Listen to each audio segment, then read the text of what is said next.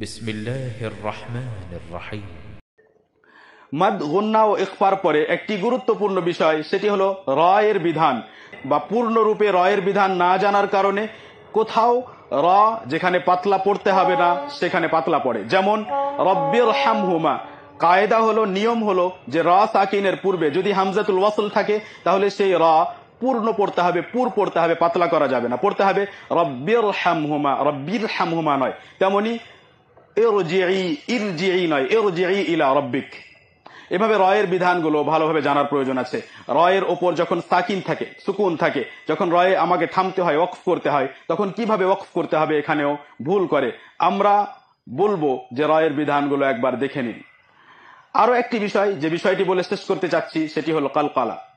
অক্ষরের সিফাতের একটি বিষয় হলো কালকালা, এবং এই কালকালার বিষয়ে মানুষ অনেক ভুল করে, ইমামরা ভুল করে। সেটা হলো যে কালকালার নির্দিষ্ট 5টি অক্ষর আছে, কুতুবু জাদ্দিন, কাফ, ত, বা, জিম, দাল। এই 5টি অক্ষর ছাড়া আরবির কোন অক্ষরে কালকালার মতো সিফাত হয় না।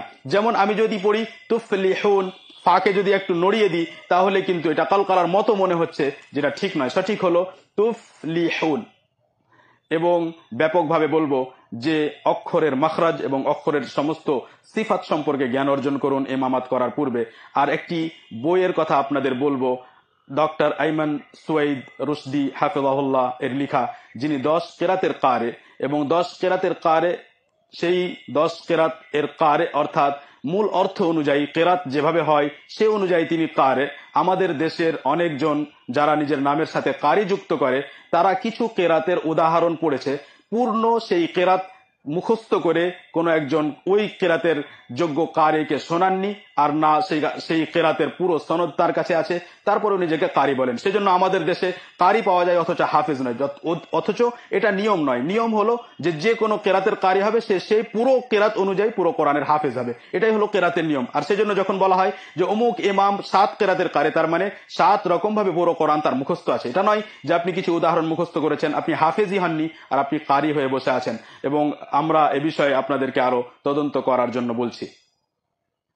এসব কথা বলার পরে কারি আইমান রুশদি সুয়াইদ এর কিতাব, যে কিতাবের নাম আরবিতে আত-তাজউইদুল মুসাওয়ার, যেটা বাংলাতেও অনুদিত হয়েছে, আপনারা সেটা সংগ্রহ করতে পারবেন এবং সেই কিতাব থেকে ইনশাআল্লাহ উপকৃত হবেন।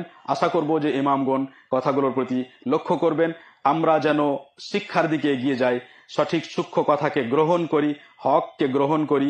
কোনটা আমি শিখেছি, কোনটা আমার ওস্তাদের কাছ থেকে পড়েছি, সেটাকে যদি ধরে থাকি তাকেই বলে হঠকারিতা।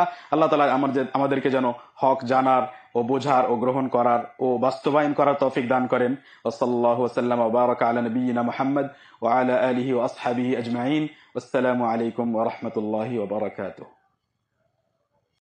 আলহামদুলিল্লাহি রাব্বিল আলামিন।